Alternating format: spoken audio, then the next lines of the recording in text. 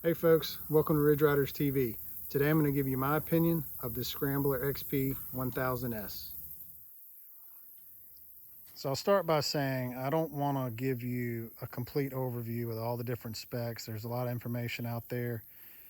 You can pull these up. You can see the differences between these and the standard 48-inch wide machines. It does kind of sit in a class of its own. I think that's an advantage in a lot of cases, and in some scenarios it's a little bit of a detractor. To start with, for me personally though, you'll notice I have the back rack removed. Now that's the first thing I did when I picked this up. I owned a Scrambler 850 before, and when I rode it, just at least once every weekend, maybe more than that, I'd get hit on my rear end by that rack, and it doesn't feel good. And I don't know if it's the way I ride, but typically if you're jumping and kind of standing up, hitting bumps, stuff like that, and letting that machine kind of move underneath you while you're going fast, it will come up and smack you. So if you're somebody that likes to shift their weight around while you're riding, I suggest just taking the rack off. It's basically worthless anyways. So that's the first thing I did, and that was my first complaint with the four-wheeler.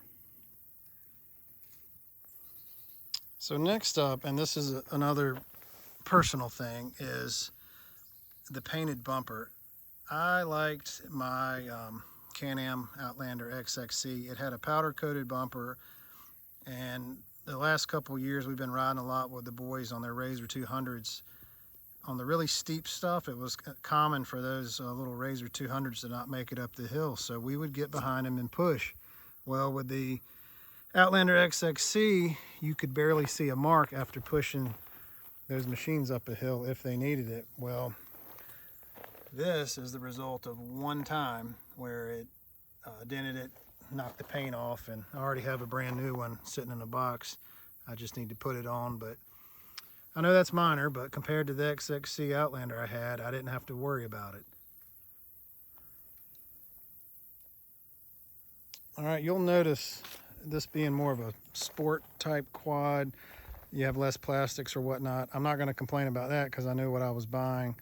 That does kind of get old when you're riding in the rain or mud for a whole weekend. You have to be prepared to get covered with whatever. I don't have a problem there, but my complaint is the location of the vent, and honestly it has not been a problem as far as performance or issues with the machine, you know, with that vent coming off the CVT. But honestly, it's people, like if I let the kids power wash the four-wheeler, or even if I'm doing it, sometimes you kind of hit that thing with some water unintentionally, and mud and stuff does get in there. Again, it hasn't actually caused a problem for me, but I mean, I kind of understand why they put it where they put it. I don't think there's a space to run it anywhere else, but it seems like they could come up with something to kind of enclose it or protect it a little more, especially when you're paying for an extremely expensive machine. I don't know, sometimes I guess this the whole less is more thing. I don't know, you're paying for stuff, so I don't know why you're not getting a little bit more from it. But again, it hasn't been a big problem with performance. And there's something else I want to point out, guys, is the width. Now, obviously, if you're buying one of these XP 1000s, the S models, you're getting a wider machine, and you know it up front. I just want to say that the width actually comes into play more than you think, and it is noticeable on tight trails, especially in the woods. Not so much the front. Obviously, you're facing forward, you see where those front tires are, you're kind of riding and steering through the woods or whatnot, but the back tires, if you're cutting tight turns on trees, you have to remember that tire's sticking out a little bit. It's not a major thing. It is worth pointing out because you notice it more than you think.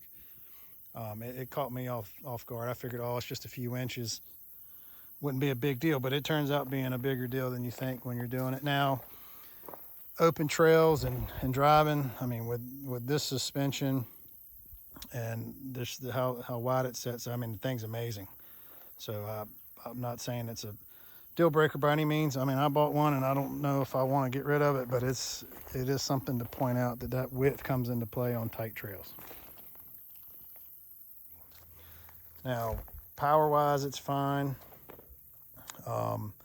It's not quite as snappy and as fast as the Can-Am I had before, and we might be making another addition to the fleet sometime soon, and I'm pretty sure it won't be as fast as that one either. But man, the thing is pretty amazing when you're out riding. As far as the ride height, I know some folks have mentioned that in other videos. You do sit up a little higher, but you're also on a pretty massive four-wheeler, so it's not so bad. I mean, I enjoy it. It's fun to ride. It still feels sporty, even though it's huge.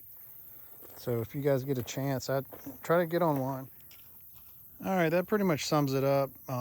It's a great machine. Highly recommend them. Beware of the width. But, I mean, you know, a lot of the manufacturers have great machines, and this is definitely something from Polaris that's worth riding. The 850 Scrambler I rode before for a year or so was amazing. But this XP 1000S is just a different ball game altogether. So I recommend giving one a try if you ever get the chance. Thanks for watching.